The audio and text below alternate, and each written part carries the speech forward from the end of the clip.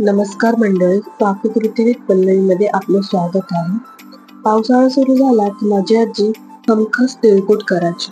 तिळकुट म्हणजे काळ्या तिळाची चटणी किंवा कारल्याची चटणी सुद्धा म्हणतात. खूप कमी साहित्यात झटपट होते.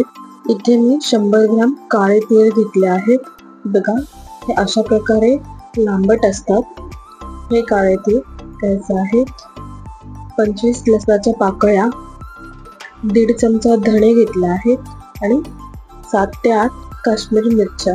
सर्वप्रथम हे तीळ आपल्याला स्वच्छ करून घ्यावे लागतात. बघा, अशा प्रकारे ह्याच्यामध्ये छोटे छोटे दगड काटे वगैरे असतात. बघा, थोडी घाण निघाली. त्यानंतर एका जाड तळाच्या भांड्यामध्ये आपल्याला हे तीळ भाजून घ्यायचे आहेत. मंद आचेवरती 5 मिनिटं हे तीळ सतत असे ढवळत आपल्याला छान खरपूस होईपर्यंत भाजून घ्यायचे आहेत.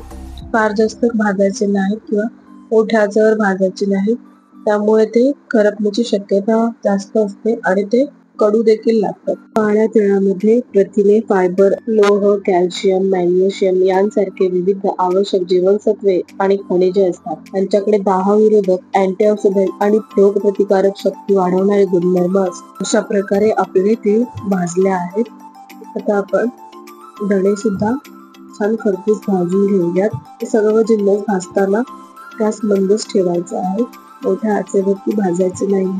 मोठ्या आचेवरती भाजले तर ते जिन्नस आतमधून कच्चे राहतील आणि वरून करपून जाईल. मला सर्दी झाली आहे, त्यामुळे आवाज वेगळा येतो. आता मिरच्या सुद्धा आपल्याला अशाच प्रकारे 1 मिनिटभर परतून घ्यायच्या आहेत.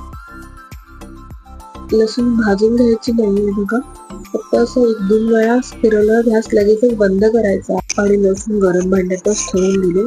खरे तर लसूण सालीसकट घेतात, पण मला आवडत नाही म्हणून मी साल काढून घेते. आता सगळे भाजलेले जे सुके जिन्नस आहेत ते आपण आधी मिक्सरला फिरवून घेणार आहोत. एकदम पावडर नाही करायचे आहे. हे सगळे जिन्नस बारीक करून घ्यायचे आहे. लसूण बारीक करून घ्यायचे. वाटलेल्या कोरड्या जिन्नस मध्ये मीठ टाकून घ्यायचं आहे.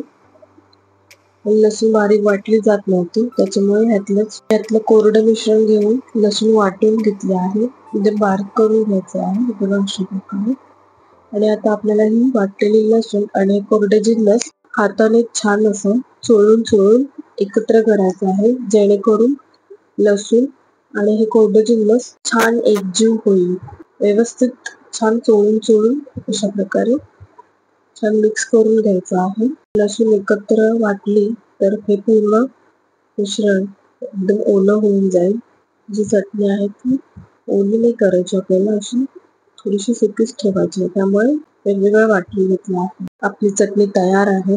गरम वाफाळता भात, भाकरी, चपाती किंवा गवार, तोंडली सारख्या भाज्यांमध्ये टाकून सुद्धा खाऊ शकतो. व्हिडिओ आवडल्यास लाईक करा, शेअर करा आणि सबस्क्राईब करायला विसरू नका. धन्यवाद.